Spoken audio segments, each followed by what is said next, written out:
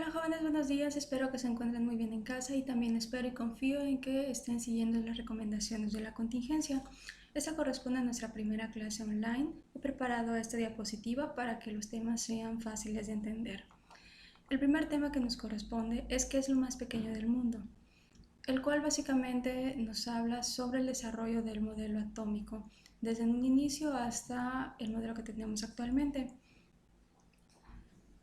Recuerden que en clases anteriores habíamos hablado sobre la importancia de los modelos, ya que estos se utilizan en la vida cotidiana y también en algunas profesiones, con el fin de poder predecir algunos fenómenos de la vida cotidiana. El primer tema que nos concierne es el gran poder de la explosión, el cual nos inicia hablando acerca de la industria bélica, la cual es la que se encarga de abarcar la fabricación de armas, tecnologías y equipo militar.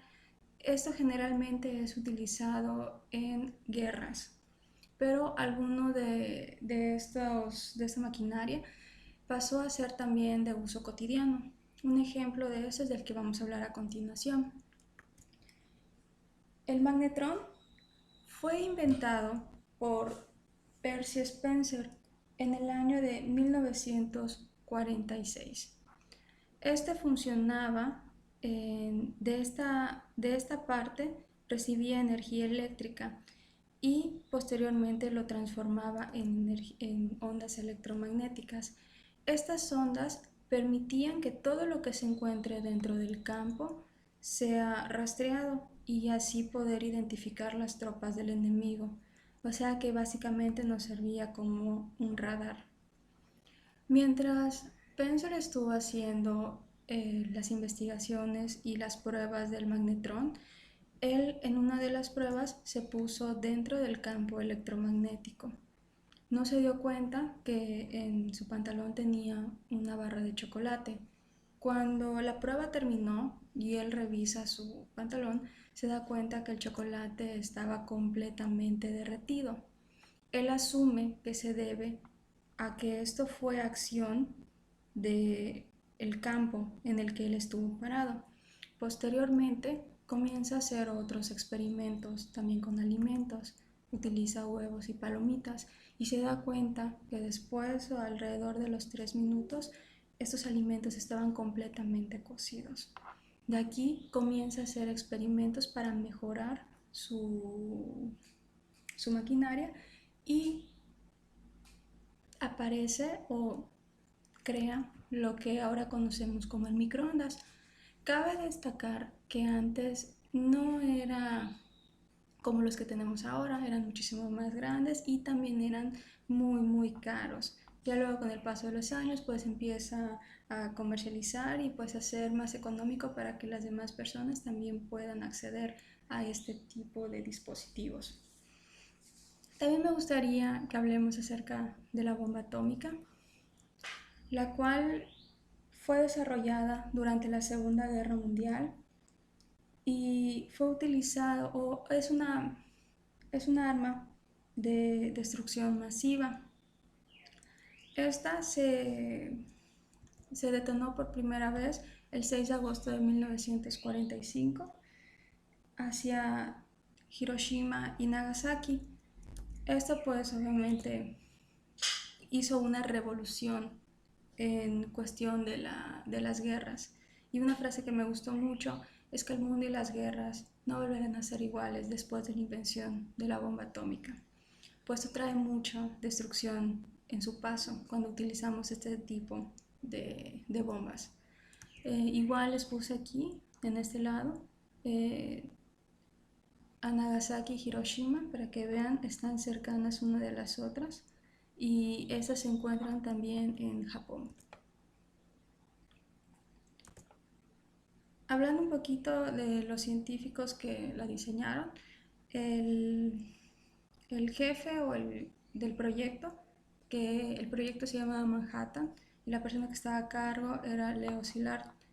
Ese señor diseña la bomba porque ya se pensaba que se estaba diseñando en otros países. Entonces, para tener con qué contestar a aquellos batallas antes en que empiecen a diseñar la bomba atómica también. Sin embargo, después de que está terminada, en conjunto con Albert Einstein, se dan cuenta de que era un error hacer uso de este tipo de armamento, debido a que traía mucha destrucción con el planeta en general y también con las personas.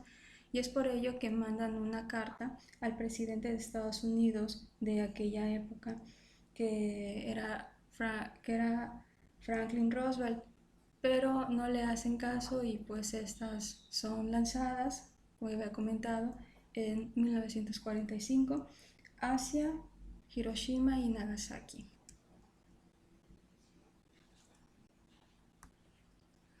Ahora hablemos acerca de los científicos que dieron origen a la bomba atómica. Leo Szilard es físico y trabajó en el proyecto Manhattan, el cual dio origen a la creación de esta bomba.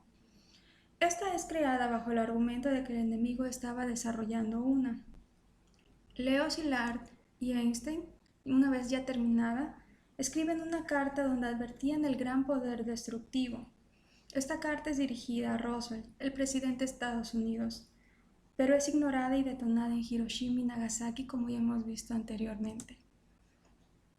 Antes de ahondar en el funcionamiento de la bomba atómica, primero expliquemos cómo los modelos del átomo han evolucionado. El desarrollo de los modelos atómicos inicia con la definición de partícula. En un inicio, la partícula es denominada como la parte más pequeña de la materia que no puede ser dividida en otras.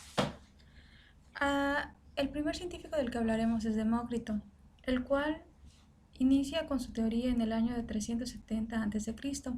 y es muy importante sus aportaciones, ya que es el encargado de sembrar la semilla de la teoría atómica. Dentro de las características que tiene su modelo, él indica de que todo lo que se encuentra formado por la materia, la parte más pequeña, va a ser indivisible. Y esa parte más pequeña a él le denomina como átomo. Por ejemplo, si nosotros tenemos una manzana y esta comenzamos a dividirla en partes y partes y partes y partes y partes, vamos a llegar a una parte muy pequeña, la cual ya no se va a poder seguir dividiendo en otras. A esta parte él le denomina átomo. También menciona que todos los átomos pueden llegar a tener diferentes tamaños y diferentes formas. Esto es debido al estado de agregación o a las características de la materia. Y también menciona que podemos encontrar vacíos entre ellos. Por ejemplo, en esta imagen podemos ver que a pesar de que todos los átomos se encuentran cercanos los unos de los otros, aún quedan espacios vacíos entre ellos, lo cual es muy importante para este modelo. Continuando con el siguiente científico, es Dalton, el cual es conocido por su teoría atómica también, que lleva su nombre de Dalton. Esta es desarrollada en el año de 1803 y él es considerado, él fue naturalista, químico y también matemático. Dentro de su postulado, él indica que todas las cosas que nos rodean están formadas por átomos. Recordemos que átomos es la misma palabra que utilizó Demócrito, o sea que a partir de ahí se empezó a utilizar la palabra de átomo. También él menciona que los átomos podían combinarse y dice que podía haber una igualdad de formas en cuanto a los átomos. Por ejemplo, el de la madera, todos los átomos que la formaban para que tenga esa consistencia iban a ser del mismo tamaño y de la misma característica. Pero también menciona que podía haber diferencias entre los grupos. Por ejemplo, en esta imagen, como pueden ver, todos los del hidrógeno tienen el mismo tamaño y la misma forma, y los del oxígeno también tienen el mismo tamaño y la misma forma, pero entre ambos, o sea, entre el mismo grupo. Pero si comparamos los hidrógenos con los del oxígeno, tenemos que hay diferencias morfológicas. Uno es más pequeño que el otro y también en coloración. Eso es a lo que se refería Dalton. Y también acuña un concepto nuevo, el cual es el compuesto, el cual él lo define como la unión de dos o más átomos, que esos podían ser diferentes. Por ejemplo, aquí tenemos un átomo de oxígeno y dos de hidrógeno, que en conjunto forman el agua. A esto él lo llama como compuesto, la unión de dos o más átomos diferentes. Los modelos anteriores sirvieron de base para generar otros más sólidos. De aquí nace la idea que los átomos no son las partículas más pequeñas, A eso se le conoce como partículas subatómicas. J.J. Thomson es quien confirma la teoría con sus experimentos. Él explica que el electrón es la parte negativa de los átomos, y esto lo determina mediante el uso de rayos catódicos, como el que vemos a continuación. Este se encuentra formado por un cátodo que tiene la carga negativa y un ánodo con la carga positiva. Posteriormente, el cátodo emite partículas negativas que reflejan un haz de luz que pasa a través del ánodo. Posteriormente, en el dispositivo se encuentran dos placas, una positiva y una con carga negativa, las cuales pueden ser manipuladas. Él se dio cuenta que cuando manipulaba la carga negativa, la luz o el haz de luz recibía una modificación, ya que presentaba una curvatura hacia abajo. Esto se debe a que las cargas iguales se repelen y las cargas diferentes se atraen. Y al ser un haz de luz negativa, entonces por eso tendía a repelerse y a realizar esa curvatura. Y así es como diseña su modelo y asume que la materia está cargada de partículas negativas y también de partículas positivas. Su modelo actualmente es conocido como el pudín con pasas, como podemos ver en esta imagen. El fondo tiene la carga positiva y tiene incrustado la carga negativa. Posteriormente, Ernest Rutherford retoma las ideas de Thomson, pero él no creía que la carga positiva y la carga negativa se encuentren unidas, sino que estaban separadas. Pero ¿cómo podía demostrar esa teoría? Él hizo un experimento similar a Thomson, pero en lugar de emitir rayos catódicos con energía negativa, él empezó a emitir rayos alfa, los cuales son positivos. Estos rayos atravesaban una lámina de oro. Esta lámina era muy delgada para que pudieran ser atravesados y alrededor tenía una tela fluorescente. Al ser partículas alfa positivas, cuando éstas chocaban con el núcleo de las partículas de la lámina de oro y el núcleo, al ser positivo, producía un rebote, que éste se veía reflejado en la tela fluorescente. Pero si estas partículas no chocaban con ningún núcleo, entonces continuaban su trayectoria recta. Esto lo llevó a pensar que el modelo de Thomson era equivocado, por lo que lo rechazó y él puso su nuevo modelo. Como podemos ver en esta imagen, en el núcleo él puso las partículas positivas y girando alrededor puso las negativas. Entonces recapitulemos. Recuerden que los rayos alfa tienen carga positiva. Si los rayos alfa, al atravesar la laminita de oro, no tocaban con la parte positiva, entonces estos sí seguían su dirección recta. Pero por el contrario, si estas partículas tocaban con el núcleo, entonces estas rebotaban, que eran las que podíamos ver que se habían desviado del camino. Los modelos anteriores sirvieron de base para generar otros más sólidos. Las ideas de las partículas subatómicas se mantuvieron, pero aún existía inconsistencia en los modelos. Ya se sabía que el átomo estaba formado por partículas más pequeñas, es decir, que habían protones y también neutrones. Ahora que ya se sabía que el núcleo y las órbitas estaban separadas, la cuestión era: ¿tendrán algún orden los electrones en las órbitas?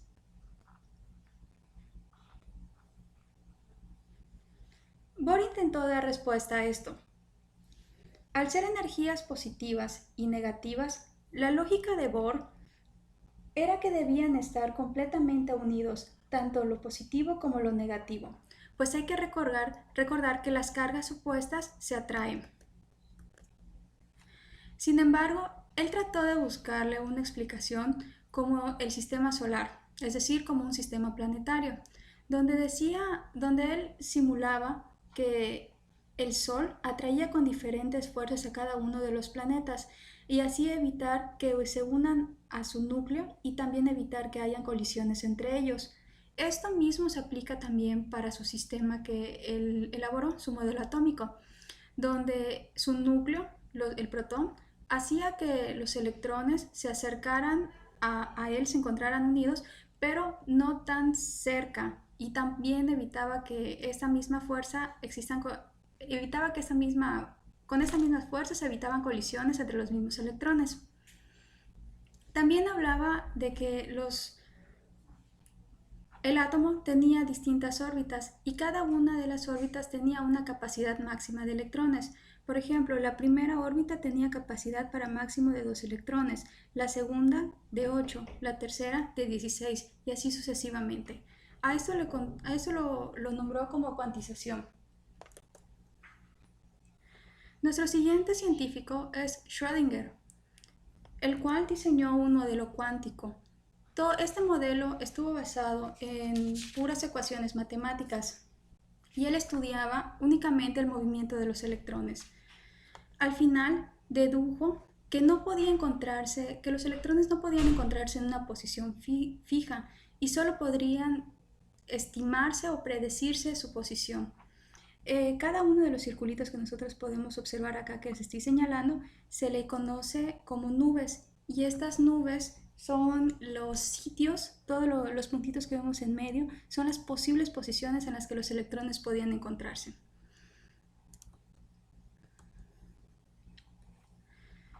Ya para finalizar el tema de los modelos atómicos, hay que enfatizar cuáles son nuestras características finales. Todos los científicos llegaron a la conclusión que la materia se encuentra formada por átomos y esta a su vez también se encuentra formada por partículas subatómicas, las que conocemos como protones y neutrones, protones, electrones y posteriormente se conocieron los neutrones. Y también que existen diferencias entre los átomos, por ejemplo, el hidrógeno tenía la característica de solo tener un electrón, el helio de 2 electrones, el berilio de 3 y así sucesivamente. Y todas estas aportaciones nos ayudan a comprender los fenómenos que suceden día a día. Ahora bien, con todo lo que ya sabemos, ahora sí podemos contestar cómo funciona una bomba atómica.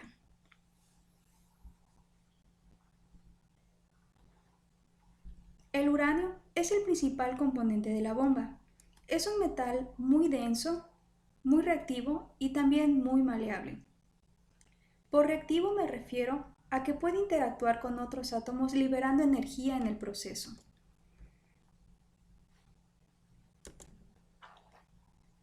Esta es la estructura del uranio, es su modelo. En las órbitas podemos encontrar a los electrones y en el núcleo podemos encontrar los protones. La fuerza que mantiene unida a toda esta estructura, a todas las partículas, es la misma que genera la explosión.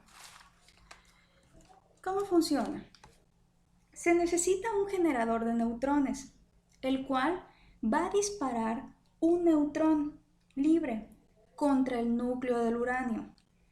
Este lo va a partir en dos y produce una gran energía liberada, ocasionando que varios neutrones choquen con otros y continúa la reacción nuclear en cadena. No solo crea daños físicos, sino también radiación, lo cual genera daños a todos los seres vivos. La radiación es un tema que vamos a hablar aparte y de hecho les voy a dejar un link para que ustedes vean cuáles son los efectos de la radiación en el cuerpo humano. Por el momento, con eso ya finalizamos nuestra primera sesión de clase online. Les he dejado los números de las páginas de las que saqué esta información del libro de texto y también les voy a anexar algunas actividades que les va a servir para poder aprender mejor este tema.